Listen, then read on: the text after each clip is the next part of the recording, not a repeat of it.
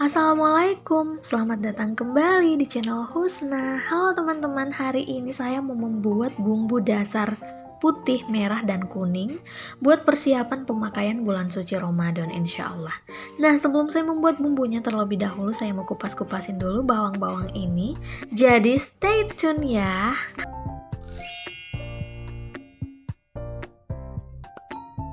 Setelah semua bahan saya kupas dan cuci bersih, ini dia bahan-bahan yang dibutuhkan untuk membuat bumbu dasar putih. Sebelum saya membuat bumbu dasar putih, hal yang pertama yang harus saya lakukan yaitu saya akan menyangrai kemiri terlebih dahulu sampai berwarna kecoklatan. Ini fungsinya agar bumbu yang dihasilkan nanti itu lebih wangi aromanya, dan juga kita nggak perlu terlalu lama numis bumbunya karena kemirinya ini sudah matang terlebih dahulu. Nah, setelah disangrai langsung saya masukkan ke dalam blender, lalu saya menambahkan minyak agar lebih mudah buat dihaluskan. Jadi teman-teman, sama sekali di sini saya nggak menggunakan air untuk menghaluskan semua bahan. Jadi pada saat ditumis nantinya saya nggak menggunakan minyak goreng lagi karena bumbunya ini sudah ada minyak gorengnya. Setelah kemirinya halus, benar-benar halus, saya akan masukkan lagi bahan-bahan yang lainnya buat dihaluskan. Saya menghaluskan semua bahan-bahan bumbu dasar ini bertahap ya teman-teman, soalnya kapasitas blender saya itu kecil, nggak muat kalau harus dimasukkan sekaligus bahan-bahannya. Tapi kalau kalian punya blender di rumah yang lebih besar kapasitasnya, boleh kalian langsung ngalusinnya satu kaligus aja, biar lebih praktis dan cepat juga kan.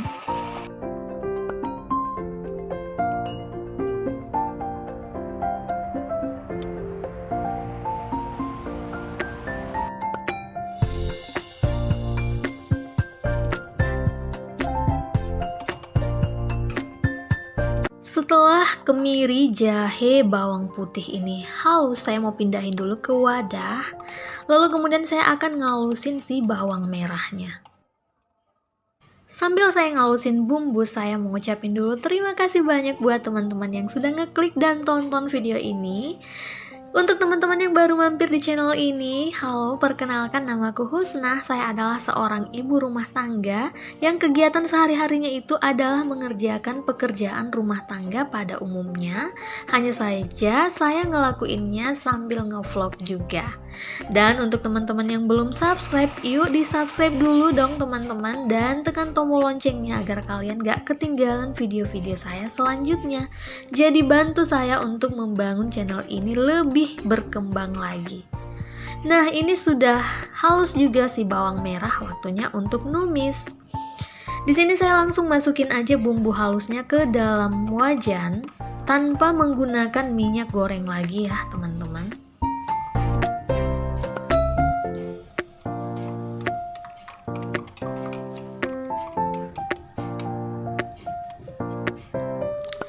Ini ditumis aja sampai bumbunya itu mateng atau tanak. Jadi kita tumis sambil diaduk-aduk sesekali atau sesering mungkin agar bumbunya itu matang sempurna. Nah, ini sudah matang, tandanya itu ketika minyak dan si bumbunya itu sudah terpisah seperti ini. Tapi mereka nggak cerai, jadi insya Allah aman kok, tenang aja. Bercanda ya. Setelah matang langsung saya masukin ke dalam food container yang sudah saya siapin. Jadi ini memudahkan banget ketika saya mau masak atau mau menggunakan si bumbu dasar putih ini.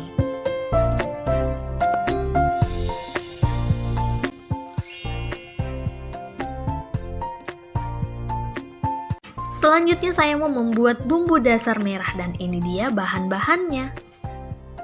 Cara membuat bumbu dasar merah ini masih sama dengan cara membuat bumbu dasar putih tadi. Jadi semua bahan itu dihaluskan.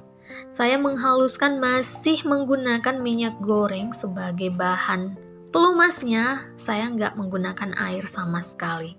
Dan caranya juga masih bertahap teman-teman, karena kapasitas blender saya lagi-lagi saya bilang di sini kecil banget, nggak muat nampung semua bahan sekaligus. Nah, setelah tahap pertama halus, lanjut saya masukin juga si cabai merah dan cabai keriting. Di sini saya menambahkan cabai keriting biar ada sensasi pedas ketika kita gunakan bumbu merah ini.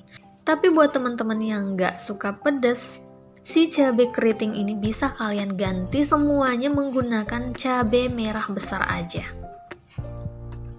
Nah, ini saya haluskan sampai benar-benar halus ya.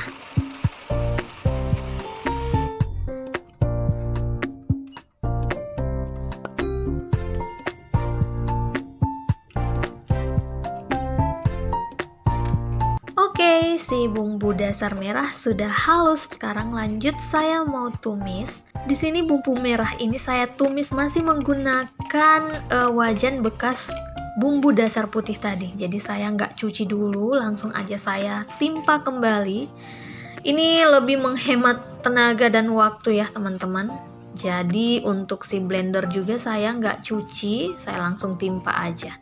Nah, ini sudah tanak, sudah terpisah juga antara bumbu dan minyaknya. Sekarang saya mau pindahin juga ke dalam food container yang sudah saya siapin.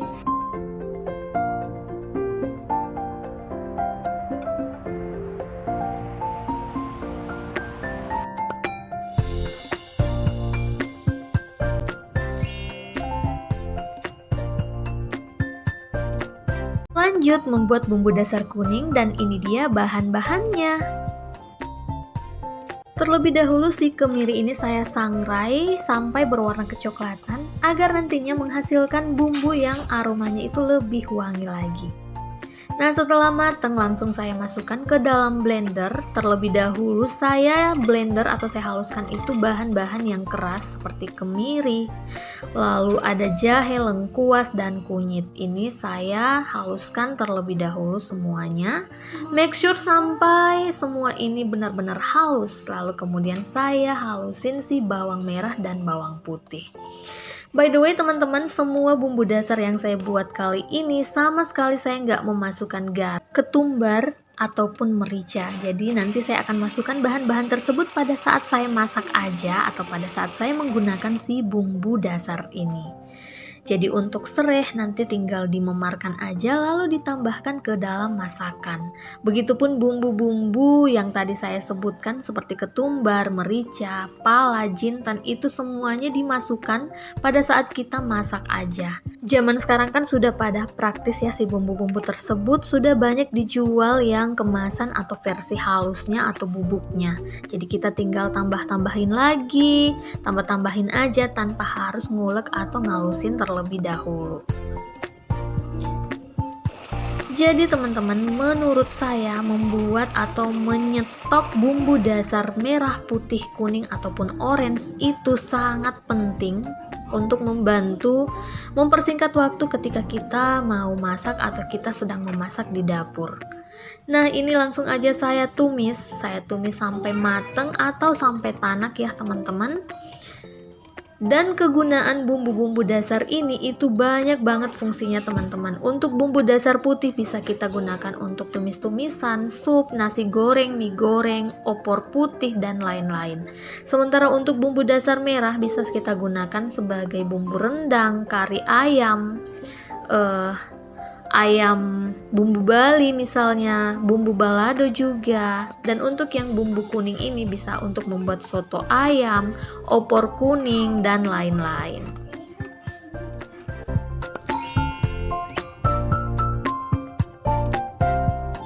Yang terakhir saya akan membuat baceman bawang putih, dan ini dia bahan-bahannya. Sebelum saya haluskan, pastikan bawang putih ini sudah dicuci bersih dan ditiriskan sampai benar-benar tiris atau kering. Pastikan kalau nggak ada sama sekali kandungan air yang menempel di dalam bawang putih tersebut. Di sini saya menghaluskan nggak menggunakan blender ataupun chopper, tapi saya tumbuk manual aja seperti ini karena saya mau menghasilkan tekstur yang kasar, nggak terlalu halus ya teman-teman.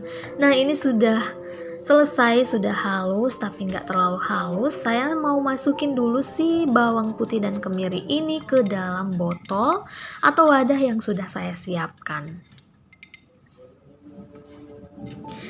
Baceman bawang putih ini sangat wangi banget ketika kita gunakan. Biasanya saya menggunakan buat nasi goreng ataupun mie goreng. Capcay juga ini mantul banget teman-teman. Nah, langsung saya masukkan aja ke dalam wadah yang sudah saya siapin. Di sini saya menggunakan wadah kaca biar lebih terjaga sih kualitas bawang putihnya.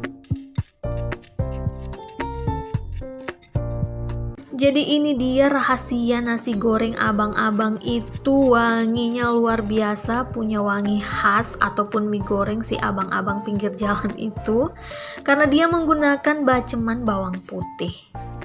Nah, setelah dimasukkan si bawang putih ke dalam botol, langsung saya tambahkan minyak sampai full ke dalam botolnya. Saya sengaja nyimpen baceman bawang putih ini di wadah terpisah atau 2 wadah, karena saya mau menghabiskan dulu satu wadah, biar wadah yang satunya lagi bisa lebih tersimpan, bisa lebih terjaga kualitasnya karena nggak sering dibuka tutup gitu. Tapi tergantung selera kalian, kebutuhan kalian, kalau kalian mau naruh di wadah besar sekaligus itu boleh-boleh aja. Nah, di sini saya aduk-aduk dulu agar si bawang dan minyak goreng ini menyatu sempurna. Lalu kemudian saya akan simpan di suhu ruang selama kurang lebih 2-3 hari. Biarkan si baceman bawang putih ini berfermentasi dulu agar menghasilkan aroma yang lebih wangi lagi. Setelah berfermentasi, kita simpan di chiller. Dan ini dia hasil dari bumbu-bumbu dasar serta baceman bawang putih yang saya buat kali ini. Ini adalah semua versi saya, jadi kalau kalian mau ngikutin silahkan aja, tapi kalau kalian punya versi masing-masing, diikutin aja sesuai dengan selera kalian. Toh kita menyetok bumbu dasar itu tujuannya sama, untuk mempermudah kita dalam memasak sehari-hari. Baiklah teman-teman, sebelum saya akhiri video ini, saya mau ngucapin dulu selamat menyambut bulan suci Ramadan bagi teman-teman yang menjalankannya. Bersihkan hati dan pikiran terlebih dahulu agar kita dapat menjalankan ibadah puasa sebaik-baiknya. Semoga video kali ini membantu dan menginspirasi serta bermanfaat buat kalian ya. Jangan lupa di like, jangan lupa di subscribe, and see you on my next video. Bye!